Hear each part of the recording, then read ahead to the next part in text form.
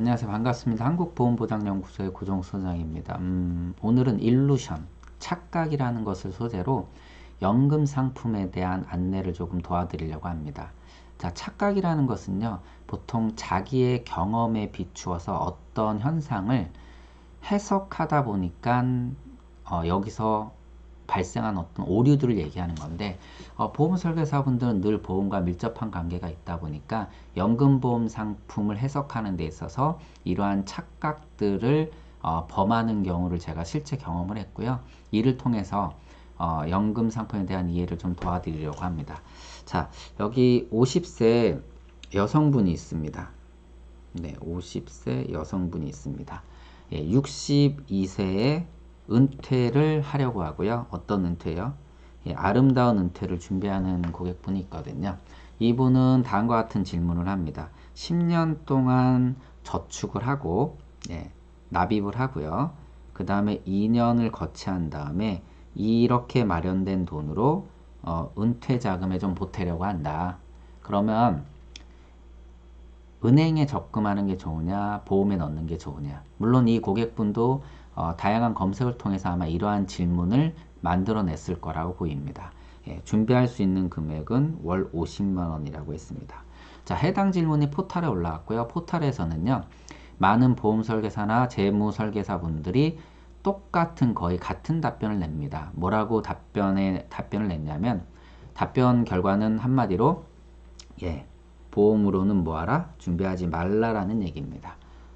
네, 호갱되지 말아라. 보험사 좋은 일 시키는 일 하지 말아라. 보험 설계사 좋은 일 시키는 하지 말아라고 대부분 다 답변을 답니다. 이렇게 답변을 단 가장 큰 이유는요, 바로 이 보험이라는 상품이 갖고 있는 사업비 때문이죠. 높은 사업비. 다 아시다시피 10% 이상 되는 사업비, 내가 100만 원을 내면 10만 원을 빼고 나머지 금액이 적립이 되는 이러한 구조적인 특징, 결국은 보험이라는 것이 초장기적인 상품일 수밖에 없는 것이 바로 이 사업비 때문인데요. 많은 사업비를 만회하기에는 부족한 시간이다 라는 것이 많은 보험 설계사분들의 답변이었습니다. 물론 여러 가지 방법으로 이를 해석할 수는 있습니다. 뭐 납기를 줄여서라든가 또는 변액으로 준비하라라든가. 하지만 오늘은 질문에 대한 초점만을 갖고 설명을 드리도록 하겠습니다. 자, 이 고객이 매달 50만 원씩 10년 넣고 2년 거치한 다음에 62세 때 얼마 정도의 돈을 마련할 수 있을까요? 예, 많은 보험 설계사분들과 재무 설계사분들이 말씀한 내용이 맞을까요? 네, 명확하게 맞았습니다. 다시 말씀드리면 이렇게 12년 동안 준비 기간을 갖고 준비한 자금이요, 은행이 보험보다 무려 254만 원 정도 더 많이 모아졌습니다. 은행은 손바꾼 예금 적금을 했고요. 보험은 뭐 환급률이 높은 상품도 있고 낮은 상품도 있는데 중간적인 상품을 선택을 해서 비교를 했습니다. 254만 원이란 돈이 어느 정도일지 모르지만 지금 월 100만 원씩 1년 적금한 이자가 약 10만 원 정도 나오는 시대입니다. 20년 넘게 은행 100만 원짜리 은행 적금을 반복해야지만 얻을 수 있는 돈이기 때문에 매우 큰 돈입니다. 물론. 그런데 이렇게 많은 분들이 조언을 해준 것이 명확하게 맞았지만 사실 저는 여기에 일루션, 착각이 있다라고 말씀을 드리고 싶은 겁니다. 어떤 착각이 있냐면요, 연금도 보험입니다. 보험이라는 상품에 초점을 맞추게 되면 사업비를 볼 수밖에 없게 되는데, 사실 연금이라는 상품에 집중을 해보면 연금은요, 모으기보다 쓰기, 이 쓰기에 더 집중을 해야 된다라는 말씀을 드립니다. 자, 어떤 내용이냐면 제가 한번 말씀을 드릴게요. 은행은 약 6,600만 원의 자금이 모아졌고요. 6,600 한 50만 원. 그리고 보험은 6,400만 원 정도가 모아졌습니다. 이 연금을 어떻게 수령했냐면요, 종신 그리고 100세 보증형으로 수령했습니다. 다시 말씀드리면 죽을 때까지 연금을 주고 혹시 100세 이전에 사망하면 100세까지 받을 돈을 누구한테 준다? 상속인에게 넘겨주겠다라는 그러한 약정을 하고 연금을 수령합니다. 얼마씩 수령하냐면요, 월 30만 원씩 죽을 때까지 준다라고 합니다. 예, 여기서 소비자분들이 가끔 착각하는 경우가 있는데 월 50만 원씩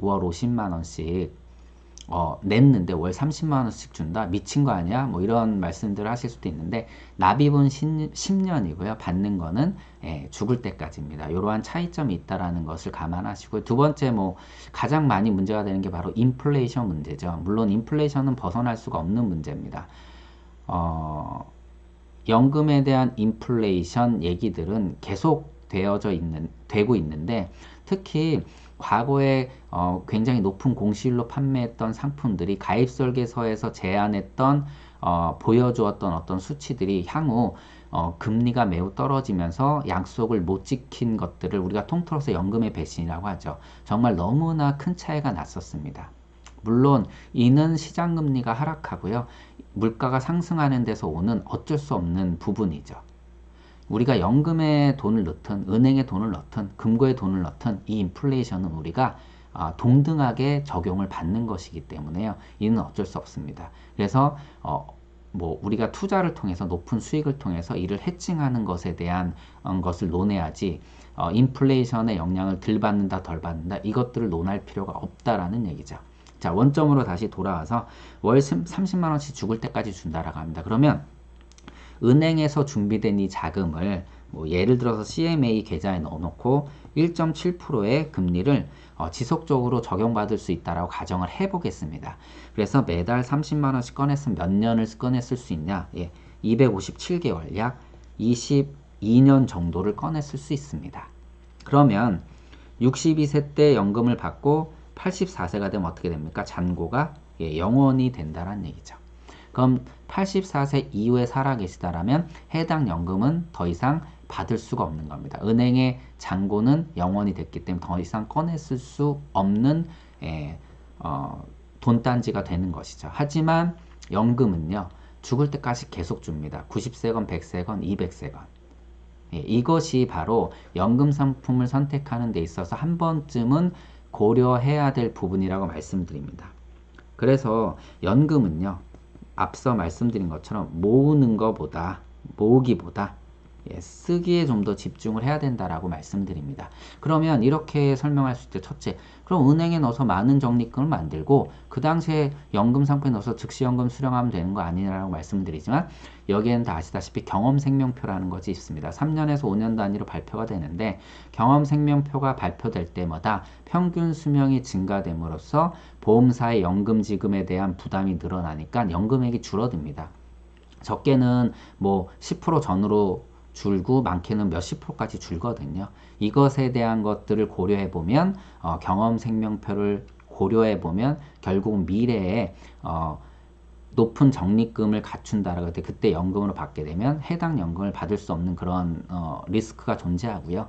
두 번째는 바로 이제 최저 보증 이율을 얘기를 합니다. 그 연금은 공시율로 적용을 해서 금리가 올라가면 같이 올라가고 떨어지면 떨어지니까 연금 상품의 적립금을 연금 준비금을 공시율로 적용하지 않고 최저 보증 이율로 적용해야 되는 거 아니냐? 예, 당연히 그러한 가정도 우리가 해야 됩니다. 그래서 연금의 최저 보증 이율로 굴러갔을 때 마련되는 연금 준비금과 이와 비슷하게 동등하게 시장 이자율을 계산해서 은행 적금을 계산했을 때도 결과는 동일합니다. 예, 결과는 동일합니다. 되려 보험사의 상품들은 최저 보증 이율을 갖고 있지만 은행의 적금은 그렇지 못하죠. 뭐 예를 들어서 뭐 일본의 잃어버린 20년이라든가 미국 최근에 이제 경기가 좋지 않았을 때 또는 유럽 선진국들의 굉장히 0%대 이자율을 감안한다면 되레 최저 보증 이율은 이때 더 도움이 될 수도 있습니다. 여하를 막론하고 비슷한 가정을 했을 때 또한 연금 상품이 그 저축보다 쓰는 데 있어서는 유리한 장점을 가졌습니다. 그래서 앞서 말씀드린 착각이라는 것, 즉 연금 상품도 보험이니까 높은 사업비 때문에 짧은 기간을 빌미로 해서 많은 손해를 볼 수 있다라는 그러한 것들은 모으는 데만 좀 집중을 했던 데서 오는 그러한 컨설팅 조금은 정확하지 않은 컨설팅이 아닐까 합니다. 그래서 연금 상품을 준비하는 데 있어서는 모으기보다 쓰기에 좀 더 집중을 해볼 필요가 있고요. 이 부분을 같이 감안해서 연금 상품을 준비하신다라면 좀 더 효과적인 연금 상품을 준비하지 않을까 합니다. 자, 한보연에서는요, 음악엔 빌보드 차트가 있듯이, 그리고 뭐 예를 들어서 골프에서는 뭐 롤렉스 차트가 있듯이 대한민국에서는 이제 보험 관련해서 한보연 차트가 이제 만들어질 겁니다. 대한민국에서 판매하는 모든 보험 상품을 분석을 해서 고객님께서 보험 상품 선택할 때 조금 더 좋은 선택을 할 수 있도록 도와드릴 겁니다. 다만 보험 상품은요, 그 1등과 꼴등을 구분하기가 어렵습니다. 예를 들어서 보장성 보험 같은 경우는 보험료와 보장 범위, 그리고 이 보험회사의 RBC, 재정 건전성이라든가 또 민원, 이런 것들을 다 감안을 해서 순위를 정해야 되기 때문에 절대 1등과 절대 꼴등은 사실 구분하기는 어려운 것이 사실입니다. 다만 상품군을 상위군과 하위군 또는 우열군과 열등군으로 충분히 나눌 수가 있습니다. 그래서 한보연 차트는 상위에 있는 상품들의 군을 어떻게 보면 선별을 해서 고객님께서 보험 상품 선택할 때 좀 더 좋은 상품 선택할 수 있는 그러한 그 정보들을 제공을 할 겁니다. 자, 구독과 좋아요 부탁드리고요. 앞으로 한보연 차트 그리고 한보연에서 이야기해드리는 보험 관련된 정보들 많이들 기대해 주시기 바랍니다. 고맙습니다.